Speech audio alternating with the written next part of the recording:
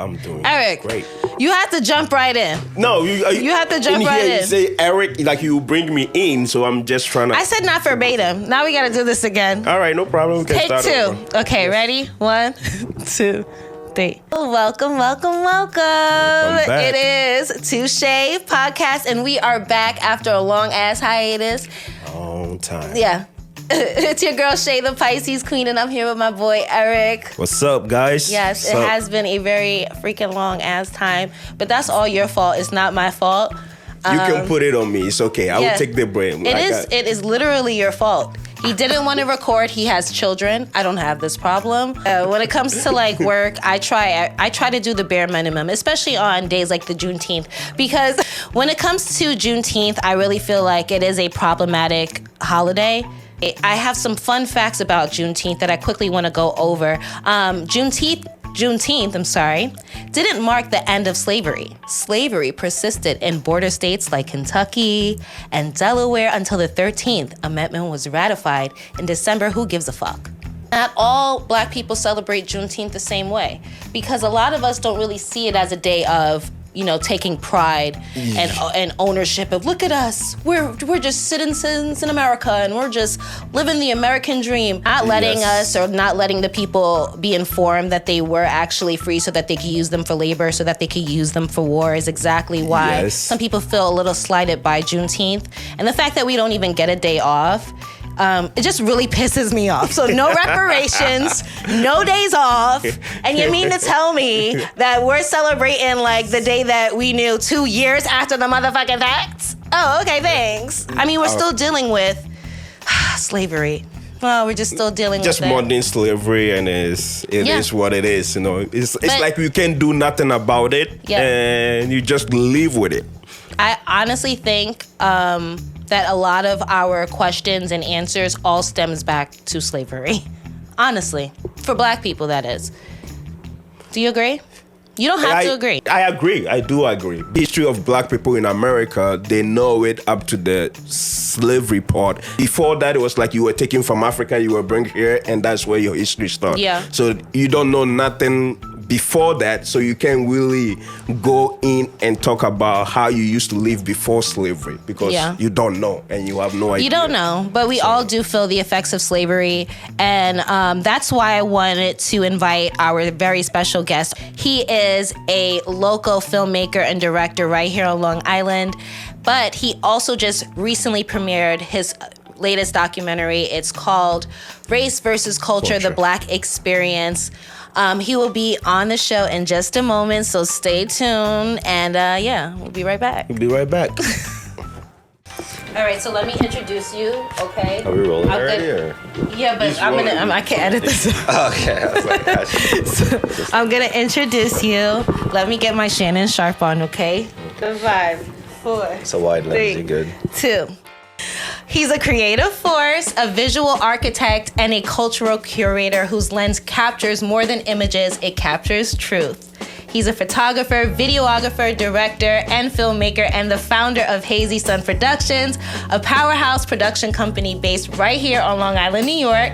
You've seen his name on films like Meet Me Yesterday, Long Island's Forgotten Heroes, and most recently, Race-Culture, The Black Experience, a thought-provoking documentary on what it really means to be Black in America and in the world, and how race and culture shapes us differently.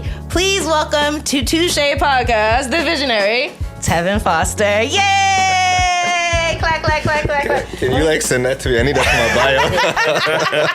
That was really good, yeah. Like that? I did that I'm shit. not even joking. Send that. I did that shit. That was pretty good. That's somebody that know you for 20 years. For real. Yeah, somebody that knows. It's better than the bio I have right now. Yeah, definitely. And it was really great for you to invite me to be a part of your documentary, Race-Culture, The Black Experience. Before we get into that, I just have a few questions on kind of how you felt the day of the premiere, because it was earlier this month.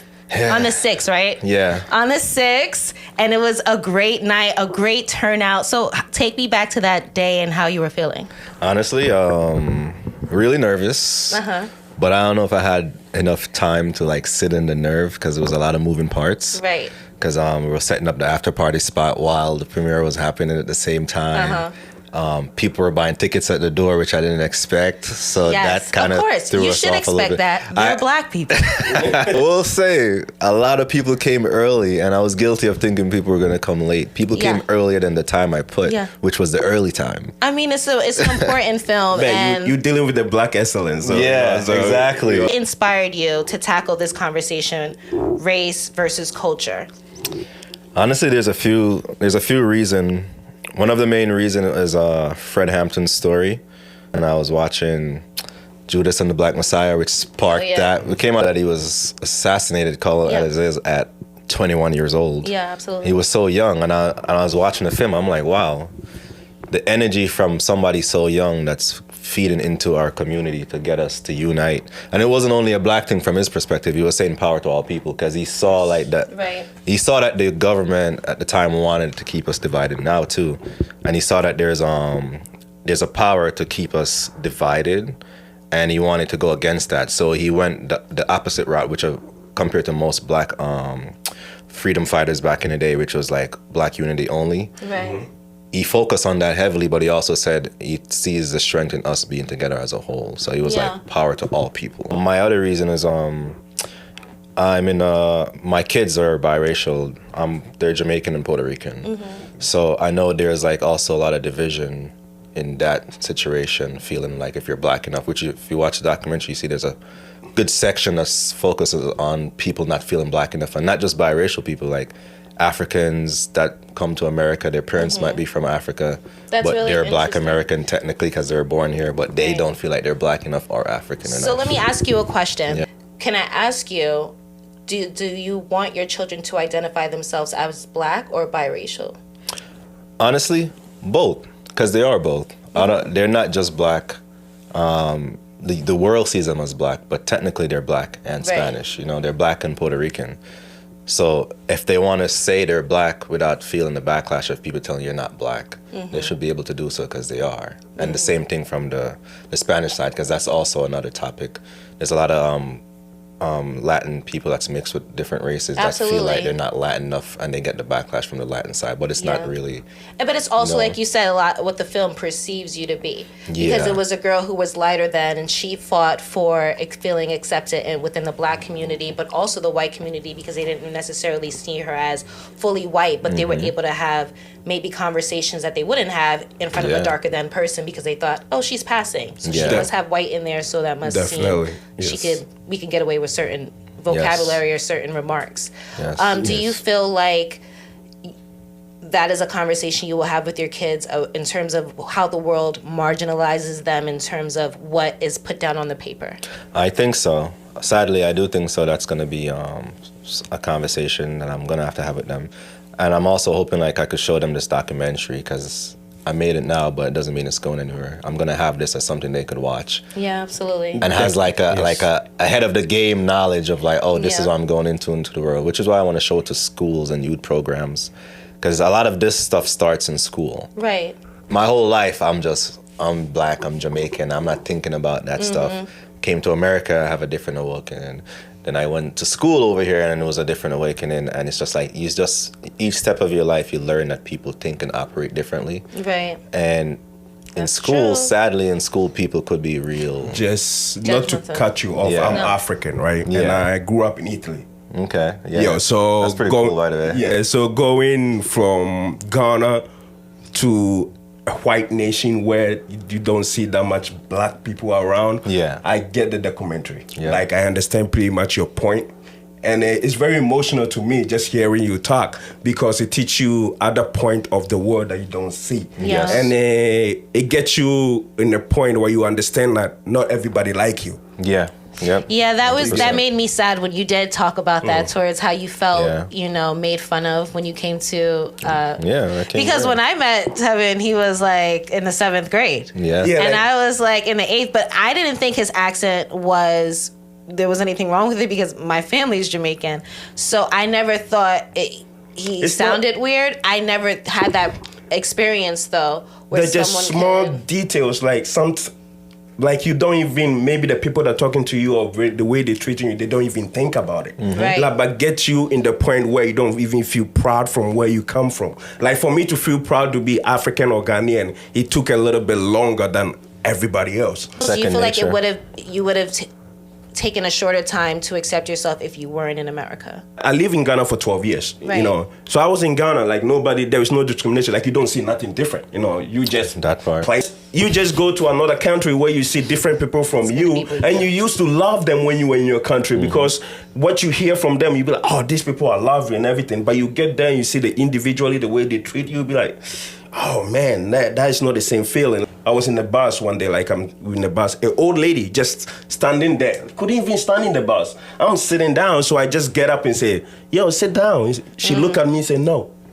Yeah, they would rather choose uncomfortability than to sit next to you. Yeah, and the fact is that another white person stand up for her to sit down, she went and sit down. That gets you, like you know, well. That time. You know, but your films they're archiving our emotions, our experiences, our complexities.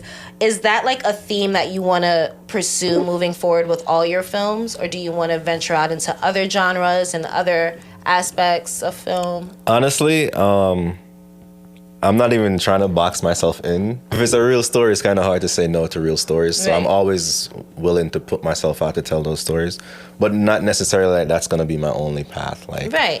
I'm an artist. Yeah. Is there a certain genre that you want to tap into? Jamal Smart. He made a film on postpartum. Called Behind the Joy. Behind the Joy? Yeah, so that's Jamal Smart. He made this about postpartum, which is very good, by the way. First of all, it was giving me like a Peel vibe. Yeah, it was very scary. Do you feel like your work is helping you like redefine what legacy and representation looks like for you, for your children?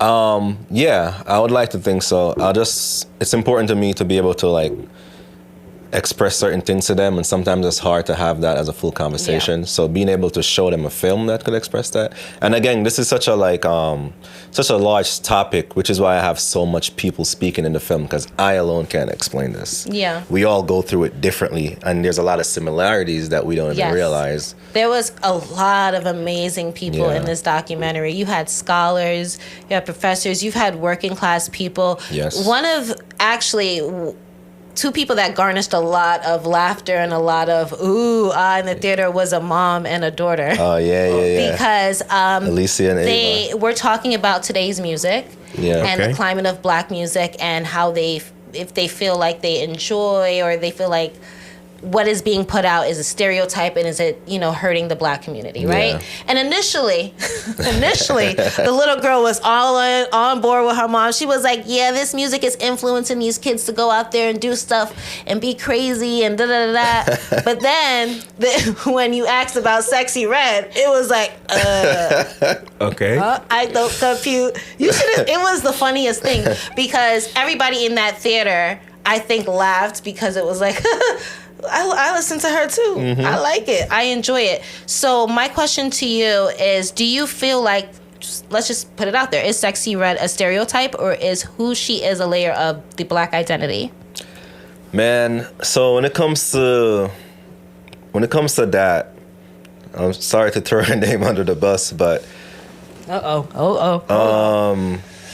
Black culture is vast. Mm-hmm. The Black culture is very vast. So some people will look at that type of character and behavior and be like, that's a show. That's not us.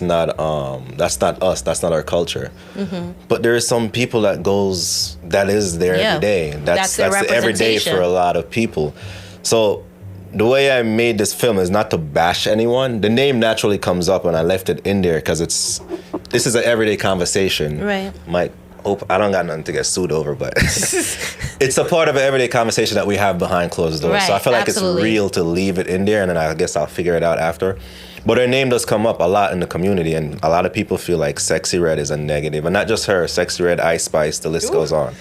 Now that you bring up Ice Spice, because colorism was touched in the documentary, is there a difference for how people or the general public views Ice Spice versus Sexyy Red? Do you think Absolutely not. No. They were both being looked at as, a lot of people were just like, you're just mad a black woman's getting the bag, and then the other side was just like, this is a degradation of the community, like, because people are seeing that and thinking that's us.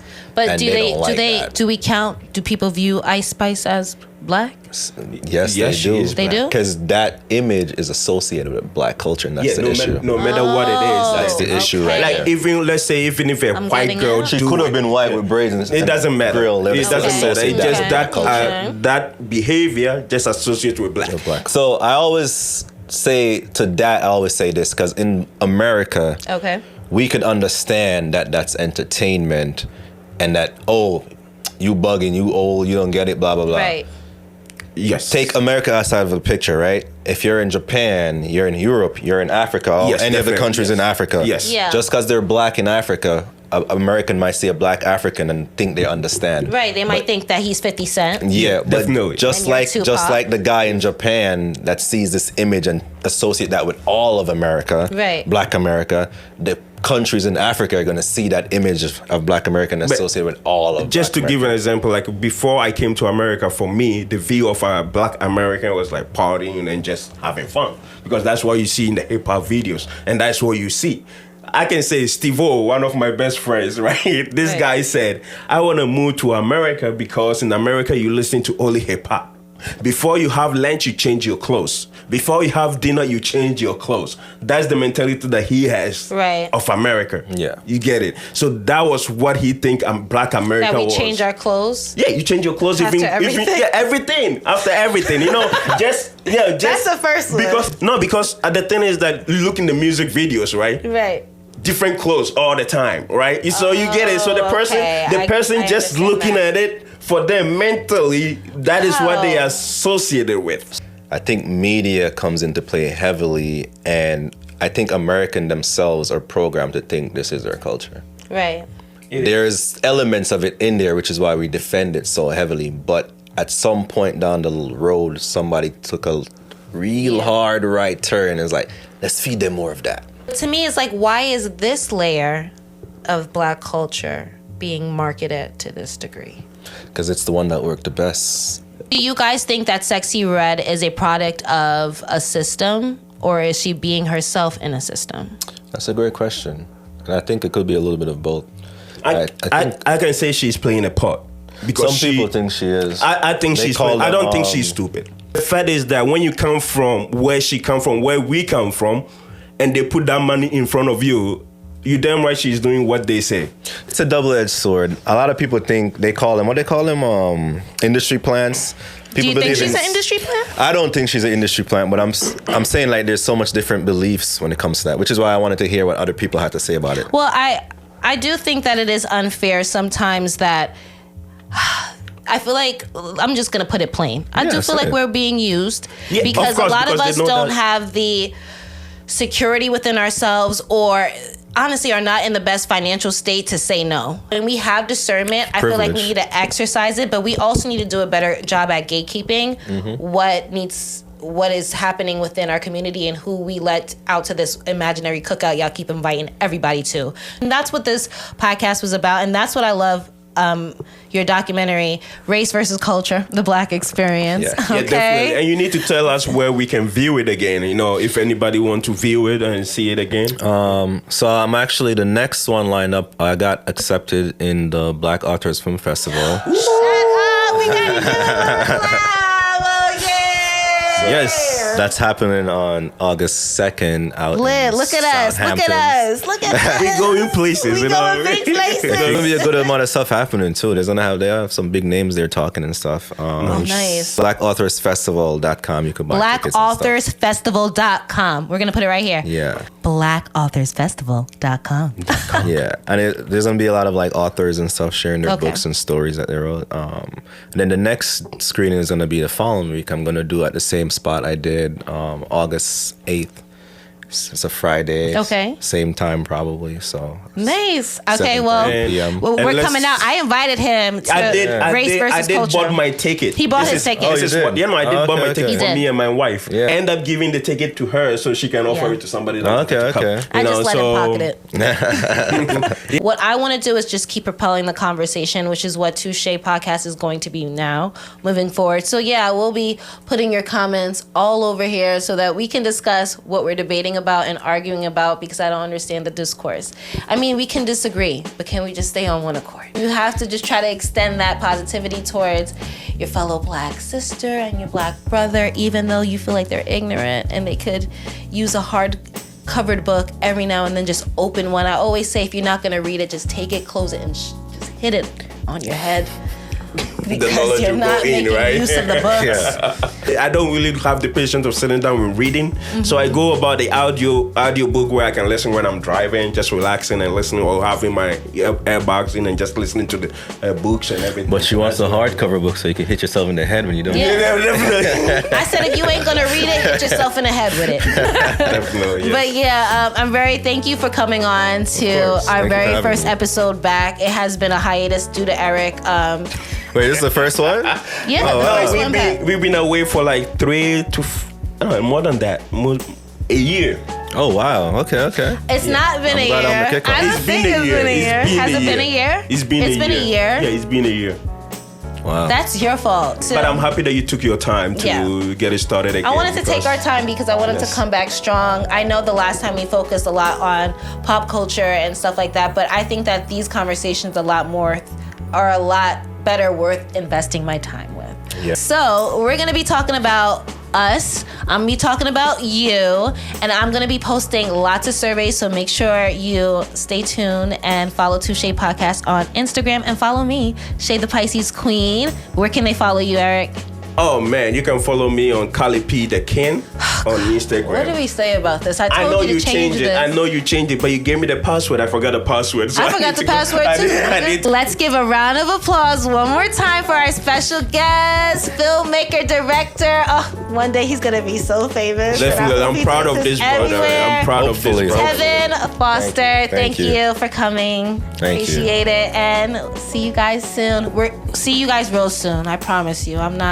We're not gonna do this. 2 years later. Thanks, guys. Bye. 2 years later, it's Eric's fault. See you. Peace. All right, we're done.